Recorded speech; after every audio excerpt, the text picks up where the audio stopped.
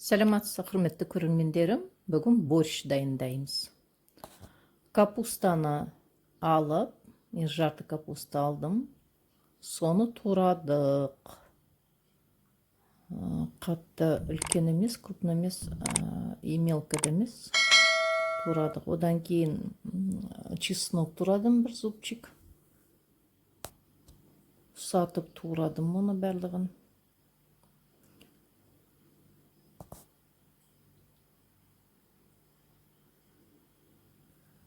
Чесноктан кейін пияз тураймыз. Менің каналыма жазылуға ұмытпаңыздар.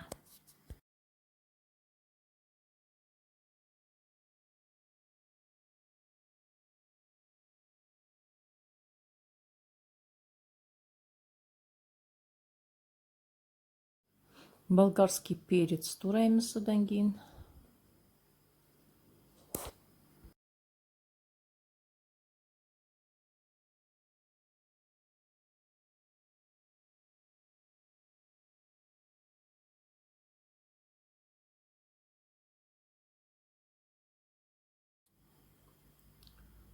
Одан кейін сәбізді теркадан өткіземіз.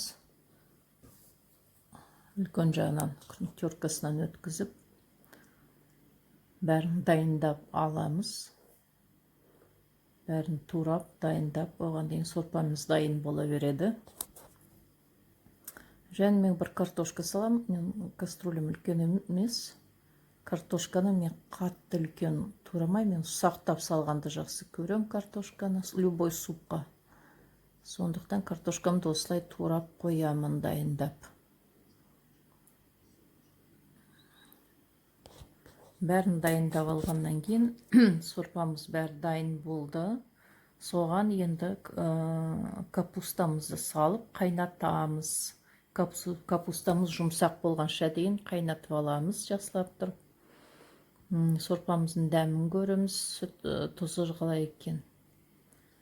Пока капустамыз қайнап атқанша біз сковородкаға май құямыз. Майды құйғаннан кейін чеснок, пиязды салып, қуырып аламыз жақсылап тұрып.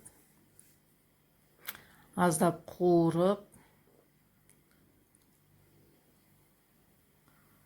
пиязымыз дайын болғаннан кейін сәбіз саламыз.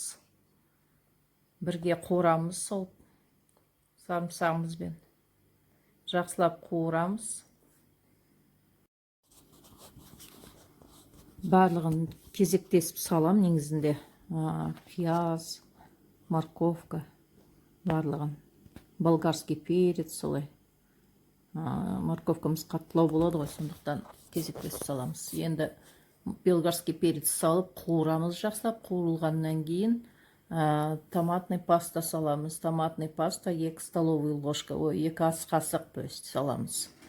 Қуырамыз, осы жерде постоянно араластырып отырамыз. Өйткені томат күйіп кетуі мүмкін, жабысып. Сондықтан араластырып отырамыз. Оған дейін капустамыз қайнай береді. Капуста қаттылау болады. Капустамыз піскен кезде біз картошкамызды саламыз.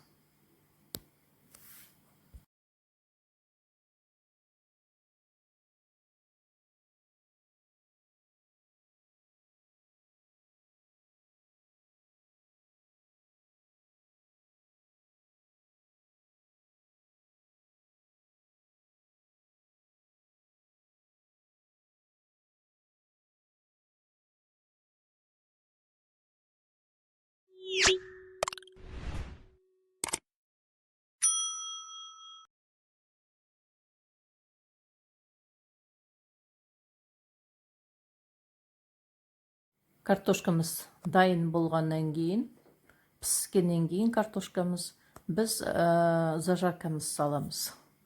Сонымен бір 5 минут жақсылап қайнатамыз. Борщымыз дайын. Сөндірердің алдында 1-2 минут бұрын укроп, петрушка, зеленый лук салам. Каналымызға жазылуды ұмытпаңыздар.